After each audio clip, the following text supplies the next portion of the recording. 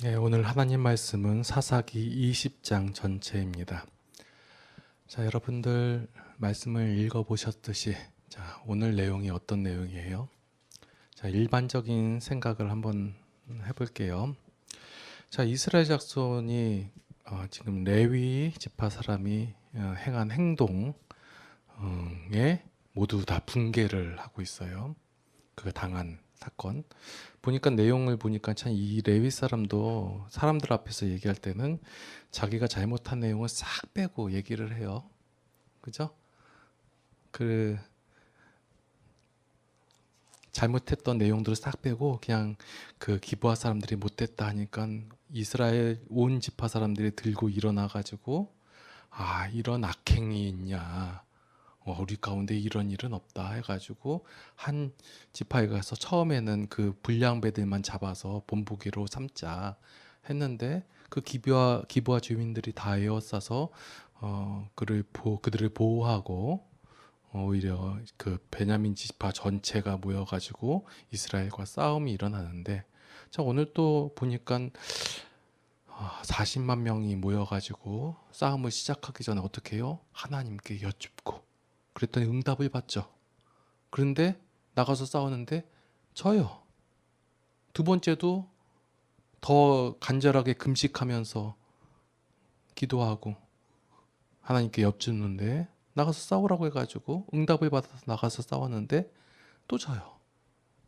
세 번째는 이제 하나님 나갈까요 말까요, 싸울까요 말까요, 이게 하는 게 맞나요 틀리나요 하니까 이제 나가서 싸워라, 내가 이기게 하겠다 해서 나가서 싸워서 이겨서 오늘 베냐민 지파 사람들 600명 빼고 나머지 다가 죽여버리는 그런 내용이 오늘 본문인 내용이에요.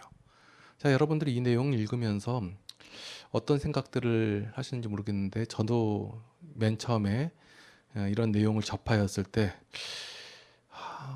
왜 이스라엘 백성이 하나님께 여쭈었는데 졌을까, 이런 생각들, 그리고 뭐가 크게 잘못됐지?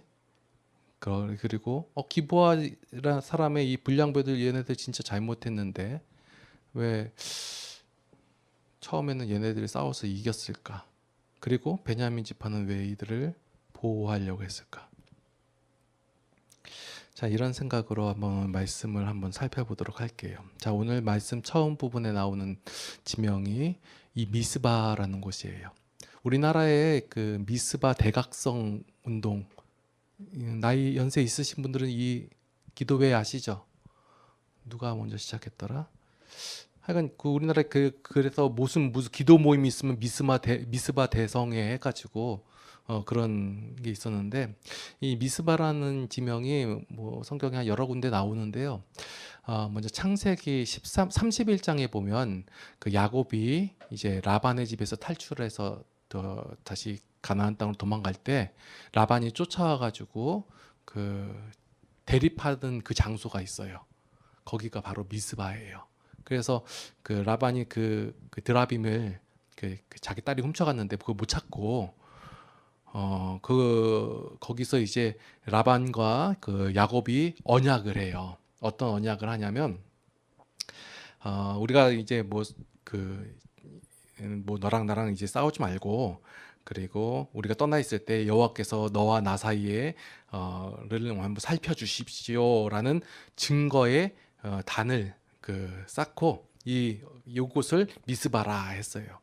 그리고 또 미스바라는 곳에서 어떤 일이 있었냐면 사무엘상 7장에 보면 이제 사무엘이 이제 블레셋과의 전쟁에서 이 미스바로 그 이스라엘 백성 다 모으는 장면이 나오거든요. 그래서 이제 요 7장 이거 사무엘상 7장 한번 살펴볼게요. 이 내용이 뭐냐면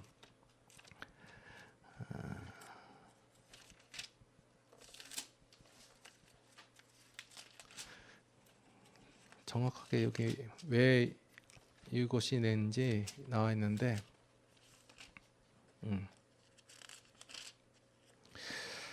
자,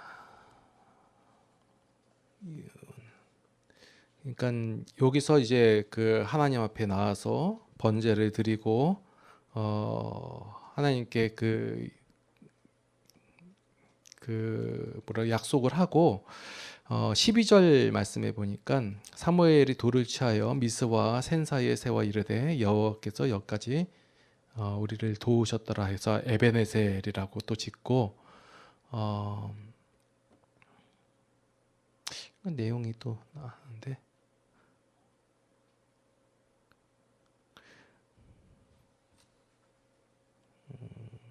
그러니까 이 미스바의 내용이 뭐냐면 하나님과의 언약이 있는데 그 언약의 관계를 회복시키는 곳이라는 의미로서 이 미스바를 의미를 해요. 그래서 아마도 우리나라의 미스바 대성에 이렇게 한 거는 하나님과의 관계를 회복시키자라는 의미로서 미스바 대각성 기도회 뭐 이런 건 했던 것 같아요.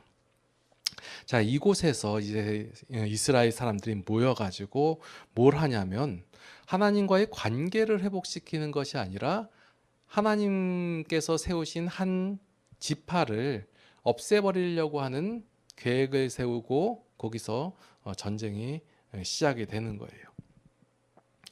자, 이스라엘 사람들이 약 40만 명 정도가 모였다라고 돼 있어요. 자, 사사기 내용 속에서 이스라엘 백성들이 이렇게 많이 모인 적이 없어요. 기껏해야 기드온 시대 때 한 3만 2천 명 정도? 거기서 이제 추려가지고 뭐 300명 가지고 싸웠지만 그 정도 모였지 이렇게 많이 모인 적이 없어요. 전쟁을 하려고 다른 이방 족속하고 싸우기 위해서 모인 게 아니라 자기 지파, 그러니까 내전이죠. 내전을 하기 위해 가지고 이렇게 많이 모였다는 거예요. 게다가 3만 명도 안 되는 그 베냐민 지파를 치려고 하는데 그때 이제 모여가지고 뭘 하고 있냐면 자신의 행동을 약간 정당화하기 위해서 하나님께 여쭈고 있는 거예요. 우리는 이런 백성이고 보니까 이 기브아 민족들이 행한 행동들 보니까 이런 악행은 없습니다. 하나님, 우리가 이 악행을 다 제거해버리고 우리가 올바르다는 것을 증명하겠습니다 하면서 모여가지고 하는 거예요. 그래서 이 사람들이 모여가지고 뭘 하냐면 제일 먼저 하나님께 번제를 드리고 하나님께 뭐라고 해요? 종교적인 행위를 하는 거예요. 엽진은. 자, 그런데 여태까지 여러분들이 사사기를 계속해서 살펴봐 오셨잖아요. 이스라엘 백성들이 하나님께 이렇게 하던 사람들이에요. 이 사사기에서 내용에서 이스라엘 백성들은 다 하나님을 배반하여 떠나서 하나님 말씀대로 전혀 행동하지 않는 사람들이 바로 이 사사기에서 이스라엘 사람들이라 해요. 그런데 이 이스라엘 사람들, 그러니까 신앙적이지 않는 사람들, 하나님을 거부하고 배반했고 하나님과의 관계가 끊어진 이 사람들이 모여서 뭘 하냐면 종교행위라는 거예요. 가장 종교적인 행동을 하고 있는 거예요. 이렇게 모임 자체가 원래대로 하면 이방 족속들과의 전쟁에서 싸워 이기게 모여야 되는데 그렇지 아니한 자기 민족을 죽이려고 모였단 말이에요. 이 모임 자체가 불순종이에요. 하나님께 대하여. 그런데 단지 하나님께 물어봤다고 해서 여쭈어봤다 해가지고 이 사람들의 행위를 우리가 정당화해서는 안 된다라는 거예요. 우리는 먼저 하나님께 물어봤다, 하나님께 번제를 드렸다, 제사를 드렸다, 종교적 행위를 했다에 먼저 점수를 주고 들어가기 때문에 이스라엘 백성들이 이렇게 모인 것은 정당한 것이고 정의를 위한 것이고 악행을 제거하기 위한 그들의 올바른 행동이다라고 생각하면 안 된다라는 거예요. 이들이 지금 모여가지고 종교적 행위를 나열하고 있다고 해서 그 행위에 정당성이 있는 것은 아니다라는 거예요. 이들이 기도를 했고 응답을 받았다. 여기에 초점을 맞춰서는 안 되는 거예요.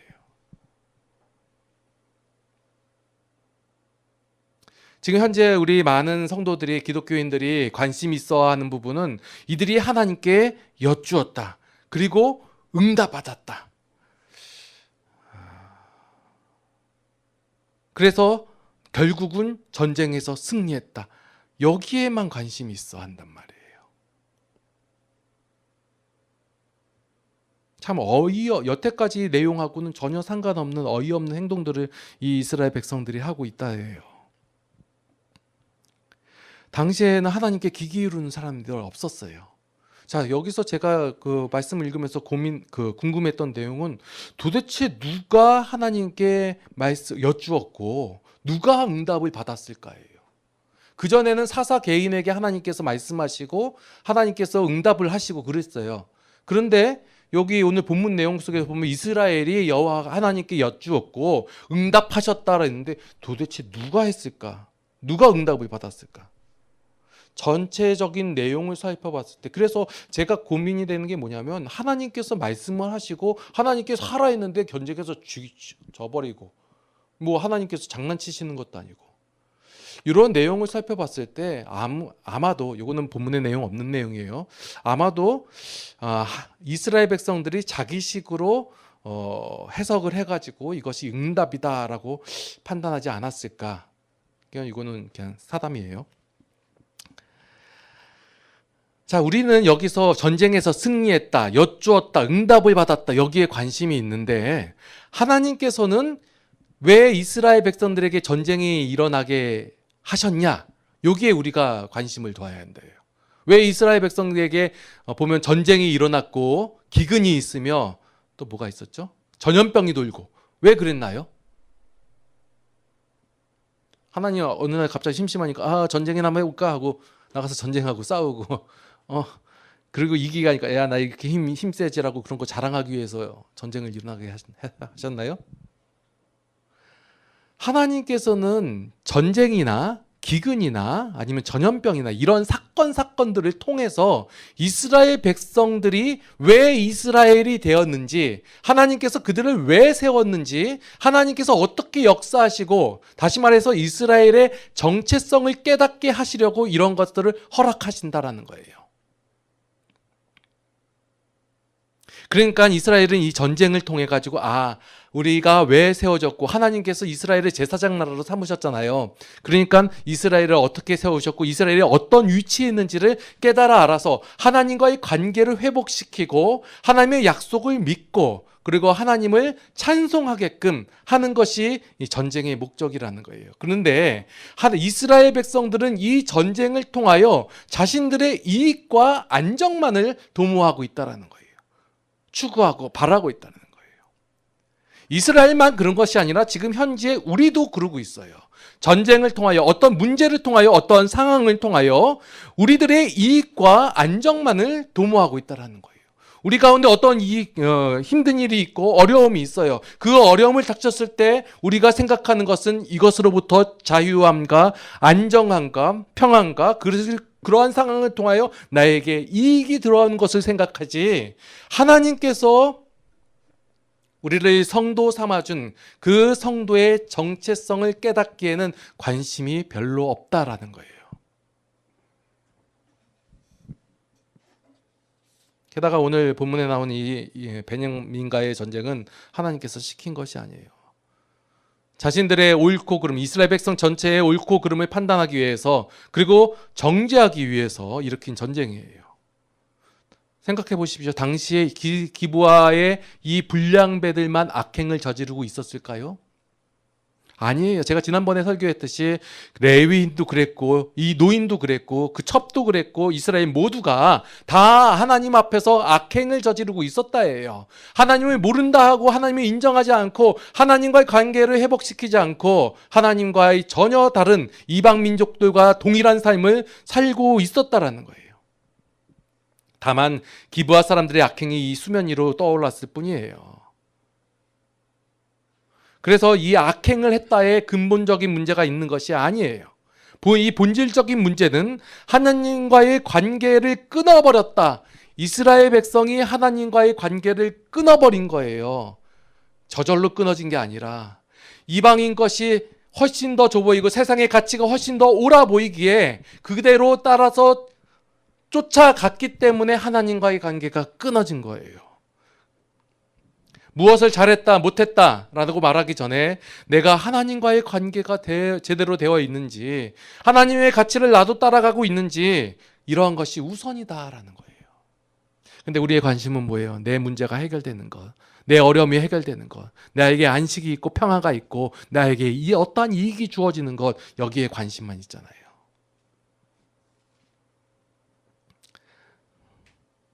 여러분들 기억해야 될 사실은 하나님께서는 단지 성도를, 우리를 어떤 그 윤리적이고 도덕적인 존재로만 부르신 것이 아니다예요. 이것은 세상 사람들이 보는 관점이에요. 도덕적이고 윤리적이어야지, 깨끗하게 살아야지, 올바르게 살아야지. 단지 그것만을 위해서 부른 것이 아니에요. 그 이상의 것을 우리에게 요구하시고 이루신다예요. 우리가 가지고 있는 이 기본적인 생각 속에 뭐가 있냐면, 율법은 정죄를 하고 벌을 하는 역할을 한다고 생각해요. 그래서 구약을 읽을 때 하나님께서 맨날 벌 내리고 율법을 지키고 안 지키면 혼내시고, 그건 아니에요. 로마서 13장 10절에 한번 살펴볼게요. 제가 요즘 로마서를 하려고 하니까 계속 로마서만 보고 그래서 로마서 13장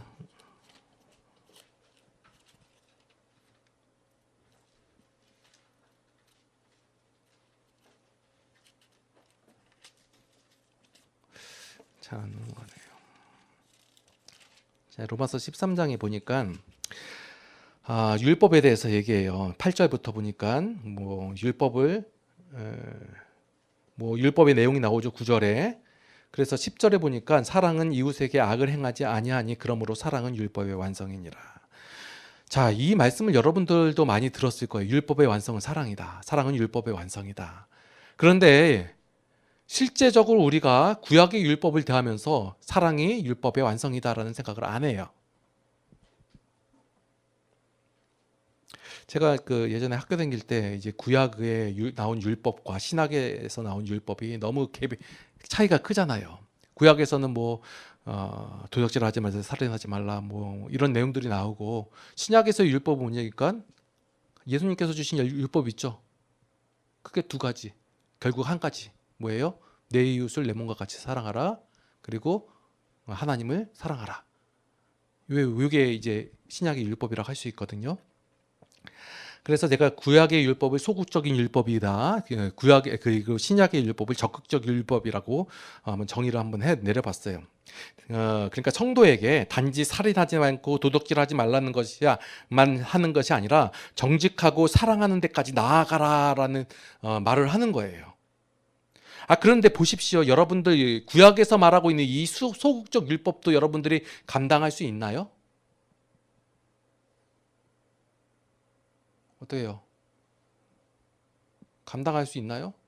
예수님께서 말씀하신 내용 보니까 완전히 힘든 내용이에요. 자, 싸우지 않는 것만 해도 다행인데, 도덕질을 않는 것만 해도 다행인데 마음에 분을 품지 말래요. 분을 품는 것만 해도 벌써 죄를 지은 거라고 해요. 더 나아가서 뭐예요? 사랑하래요. 자, 여러분들 이 말씀도 읽으면서 나는 이렇게 살아야지. 나는 이렇게 살고 있어. 그런 분들 계시나요? 저는 절대로 이 말씀 읽으면서 이게 무슨 개소리냐고 하면 좀 그렇고, 말도 안 되는 내용이잖아요. 솔직히 얘기해가지고 구약에 있는 율법도 우리가 지키지 못해가지고 헉헉거리고 있는데, 이 소극적인 율법도 지키지 못하는데 적극적인 율법을 하래요. 성도 보고. 자, 실천할 수 있나요? 그래놓고 많은 목회자님들이 강단에서 얘기하잖아요. 왜 하나님께서 말씀하신 이 명령을 지키지도 못하냐고 정죄를 하잖아요. 당신 왜 예배 안 드렸어? 당신 왜 헌금 안 냈어? 당신 왜 헌신 안 했어? 그러면서 하나님께서 말씀하신 이 율법을 왜 지키지 못하냐고 정죄하고 있잖아요. 할 수 있나요? 할 수 없어요. 분명히 말씀드릴게요. 여러분들은 할 수 없습니다. 그런데 선행을 하고 그러잖아요. 우리는 할 수 없지만 하나님께서는 할 수 있다예요. 자, 기독교는 이걸로 가는 거예요. 그래서 하나님께서 우리를 구원하신 거예요. 그래서 십자가의 보혈이, 십자가의 능력이 왜 놀라우냐면, 그렇게 절대로 할 수 없는 우리 이 존재를 하나님께서 하나님의 존재로 바꿔주시고 구원하셨다, 이거예요. 여기에서 중요한 거예요. 우리가 하나님을 바라보지 아니하고 하나님을 생각하지 아니하고 하나님의 가치를 따르지 않고 여전히 있어서 가면 원래의 본성대로 행하고 원래의 가치를 따르면 계속해서 죄를 짓고 율법대로 할 수 없다예요. 그러나 하나님께서 우리를 그렇게 만드시고 역사하시고 일하신다예요. 그래서 하나님께서 뭐라고 하셨냐면 먼저 우리를 사랑하셨다라고 말씀하시고, 성도는 하나님께서 성도를 위해 어떠한 일을 행하셨는지를 알아가고 그분의 일하심을 감사로 받는다면 이 율법을 실천할 수 있게 되어진다라는 거예요. 조건이 붙죠. 모든 성도가 다 보십시오. 여러분들, 하나님께서 아무 조건 없이 이스라엘 백성들을 애굽에서 출애굽하셨어요. 그리고 하나님의 백성 삼아 주셨어요. 이스라엘은 이제 뭐예요? 하나님의 백성이에요. 그 하나님의 백성이 살아간 삶이 뭐예요? 사사기예요. 여러분들 하나님의 백성이 되었고 하나님의 자녀가 되었고 하나님의 사람이 되었잖아요. 성도가 되었잖아요. 그런데 왜 아직까지 사사기의 삶을 살고 계신지 아신가요? 아세요? 이스라엘과 똑같은 모습으로 살기 때문에 그래요.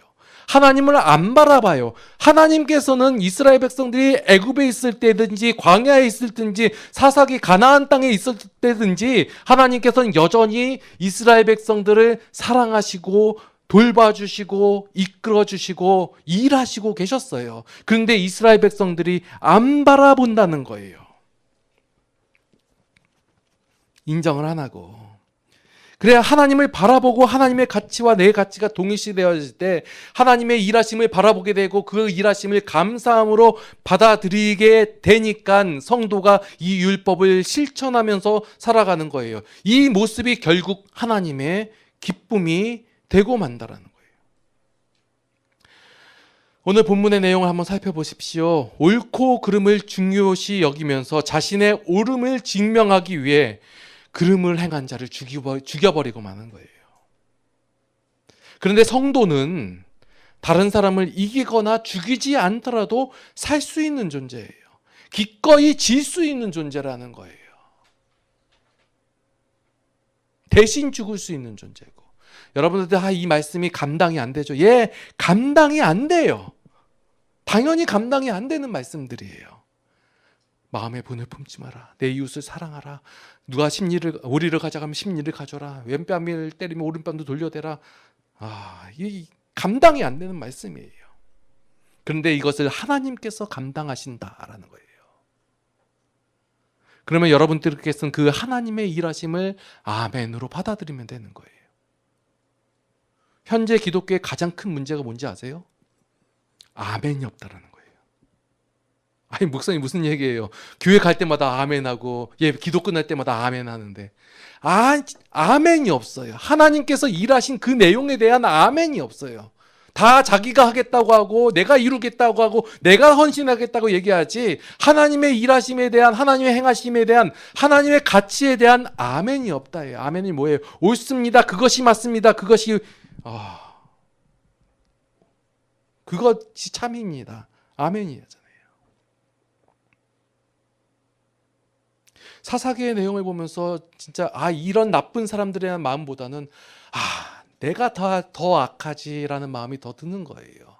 그래서 이 사사기에서의 이스라엘 모습과 동일한 내가 이제 하나님을 바라봐서 하나님을 생각하고 하나님과의 관계, 그 미스바에서 하나님과의 언약의 관계를 회복한 것처럼 우리도 관계를 회복하여 아멘으로 하나님 앞에 나아가는 거예요. 이제는 그렇게 되면 이제 성도의 기도의 내용이 바뀌는 거예요. 어떤 내용을 바뀌냐? 이제 궁핍한 것, 내 문제를 해결해야 되는 것, 나에게 안정과 나에게 이익을 준다는 그런 기도의 내용을 넘어서 여러 사람 가운데서 어떻게 행하는 것이 하나님의 마음에 드는 것인지 물어보고 여쭙고 그 일을 행할 수 있는 지혜와 용기를 달라고 우리는 그것을 기도해야 할 것이에요. 이스라엘 백성들 오늘 뭐 여쭈었어요? 벌써 답을 다 정해놓고 하나님께 여쭈었어요. 전혀 하나님과의 반대되는 길에 서 있으면서 하나님께 여쭈는 거예요. 대답을 해달라. 내 마음에 드는 걸 하나님 대답해 주십시오. 이것을 물어보는 것이 아니라, 그것을 여쭈는 것이 아니라 하나님의 마음에 드는 것이 어떤 것입니까? 하나님의 가치가 무엇입니까? 하나님의 심정을 나에게 주십시오. 하나님만이 하실 수 있습니다. 그래서 기독교는 하나님만이 하실 수 있는 거예요. 여러분들이 여러분들의 힘으로 용서를 해야지. 여러분들의 힘으로 내가 착하게 살아야지. 선을 행해야지. 올바른 길을 살아야지. 옳게 살아야지. 안 돼요. 되고 있다고 착각을 하고 있는 것이고. 그래서 제가 날마다 이제 날마다래. 매주 이거 고백하잖아요. 세종누림교회 다짐해가지고 이런 세종누림 성도는 하나님의 말씀을 배우고 들어야 돼요. 알아야 돼요. 그리고 하나님께서 어떻게 하고 어떤 마음으로 행하셨는지 알아야죠. 그리고 하나님께서 여러분의 일상 삶 속에서 주시는 축복을 누리고, 그리고 하나님의 사람들 그리고 세상을 섬긴다 해요. 있어야지 섬기죠. 힘이 있어야지 섬기죠. 능력이 있어야 섬기죠. 이것을 감당해 나가야죠. 이제 누가 옳으냐 그르냐에 대해서 넘어가서 그 이상의 것을 하자고요. 우리가 하자는 게 아니라 하나님께서 그것을 감당하고 계시니까 그 하나님을 바라보자고요. 여러분들 혹시 여러분 가운데 이 구약의 율법조차 못 지키는 그런 죄를 범하고 있으면 하나님께 아뢰세요. 하나님 저를 붙잡아 주세요. 이것을 기도해야죠. 이것을 내용하고. 이스라엘 백성처럼 이게 다른 얘기 하지 마시고. 기도하시겠습니다. 하나님, 우리는 우리의 완악함을 너무나도 잘 압니다. 하나님의 것을 바라보기보다는 세상의 것을 바라볼 때가 많이 있습니다. 그것이 우리에게 평강과 안위를 준다고 생각을 합니다. 하나님, 이러한 저희들을 용서하여 주시옵소서. 하나님을 바라보게 하여 주시옵고 하나님의 심정을 우리 또한 가지게 하여 주시옵소서.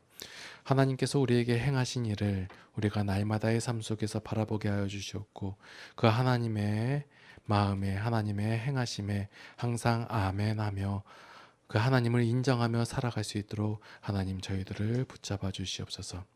이제는 우리 주 예수 그리스도의 무한하신 은혜와 하나님 아버지의 극진하신 사랑하심과 성령님의 감화 감동 교통 인도 보호 역사심이 이제 삶 속에서 하나님께 아멘하는 삶을 살아가기를 원하는 모든 성도들 머리 위에 이제로부터 영원토록 함께 하시옵기를 간절히 축원하옵나이다.